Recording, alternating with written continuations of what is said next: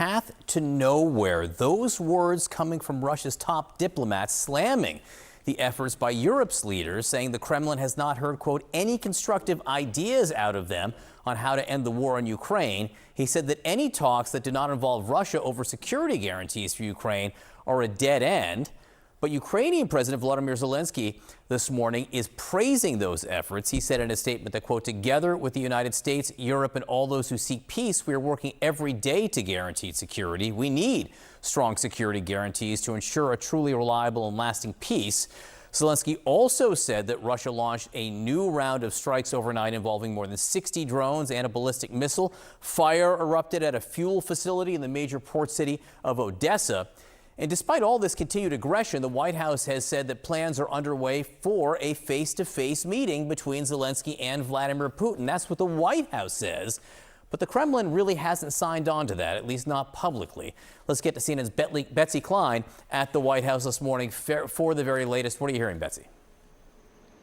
Well, John, I think all of that language coming from the Kremlin makes clear that the progress and momentum and clear urgency that we had been seeing in the last few days has stalled. But the White House insists that there is progress being made toward a bilateral meeting between Presidents Zelensky and Putin. They say is going to be in the coming weeks. And the U.S. National Security Team is actually involved in those preparations. And to that end, 3 White House officials tell CNN that there are a number of sites being considered for that venue, including Budapest, including Budapest as well as Switzerland. Those same sources cautioned that this is all very much in flux and nothing has been decided at this time. But White House Press Secretary Caroline Leavitt said that Putin has indeed agreed and promised to do this meeting in the coming weeks. President Trump laying out why he wants those 2 leaders to meet on their own. Take a look. I had a very successful meeting with President Putin. I had a very successful meeting with President Zelensky. And now I thought it would be better if they met without me, just to see. I want to see what goes on. You know, they had a hard relationship, very bad relationship. And now we'll see how they do. And if necessary, and it probably would be, but if necessary, I'll go and I'll probably be able to get it closed. The Kremlin making clear that this meeting is not imminent. Foreign Minister Sergei Lavrov saying that any potential meeting between these 2 leaders must be prepared, quote, with the utmost care. And the more time this takes, John, the better it is for Russia. It gives them the opportunity to shore up control of some of those occupied areas and continue to advance on the battlefield. And we are seeing that as Russia continues with intensive airstrikes on Ukraine. President Zelensky responding overnight. He said, quote, all of these are demonstrative strikes that only confirm the need to put pressure on Moscow, the need to impose new sanctions and tariffs until diplomacy is fully effective. He went on to say we need strong security guarantees to ensure a truly reliable and lasting peace. The question, of course, now is how long President Trump is willing to wait and what, if any, pressure he can put on Putin, John. All right, Betsy Klein at the White House for us this morning. Betsy, thanks so much. With us now is Kira Rudik, a member of Ukraine's parliament. Thank you so much for being with us. Sergei Lavrov, Russia's foreign minister, is saying that he has not heard any constructive ideas coming from European leaders. These are the European leaders who were at the White House meeting with President Trump on Monday. How serious do you think Russia is now toward finding peace?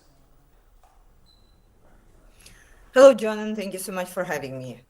We never believed that Russia was serious about peace, and we always were saying that they are standing in a way of peace, because I want to remind everyone that Russia is indeed an aggressor, and they don't need all the negotiations and talks. They can just stop attacking us, and it will already be a ceasefire.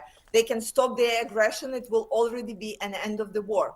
This is not happening, and we can see that the main goal of Russia right now is to drag on and win some time, to escape sanctions, and to continue pushing us at the battlefield.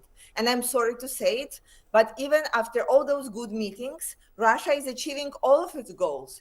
And it seems that the European leaders, United States and Ukraine, are not achieving theirs and ours. And we have said that Putin will try to fool President Trump. Unfortunately, we see that this is what is happening. We didn't hear confirmation from Kremlin for a meeting with President Zelensky. So we already see that they will be trying to drag it on.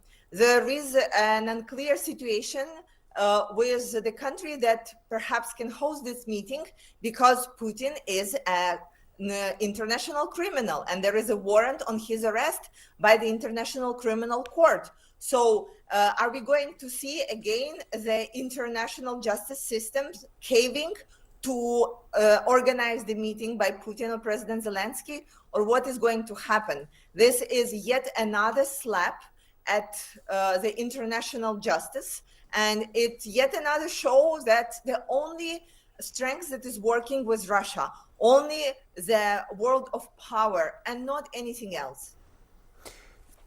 You said that Vladimir Putin is trying to fool Donald Trump and it's working. How? How do you think it has been working since Monday? The goal of Russia is simple. President Trump did indeed promise a very strong set of sanctions if Russia wouldn't end the war.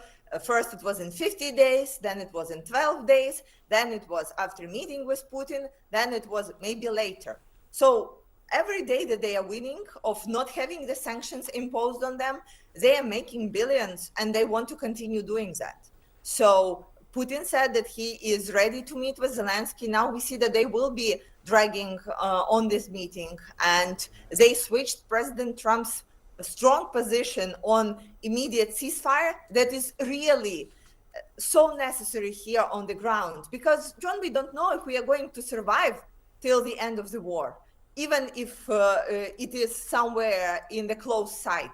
And so every single day when the ceasefire is not happening, sanctions are not happening, Putin is winning. Right now, the United States and European leaders are discussing, along with Ukraine, this idea of security guarantees. What would you need from Europe, from the United States, to feel secure after some kind of deal would be reached with Russia? First and foremost, we need to be able to rely on ourselves.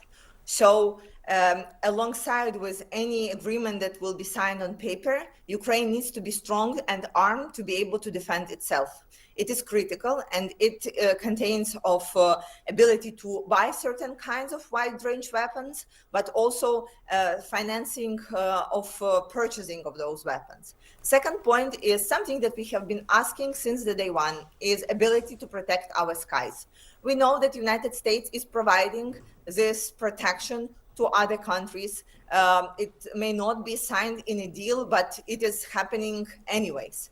Third point, there was an offer of international troops on the ground.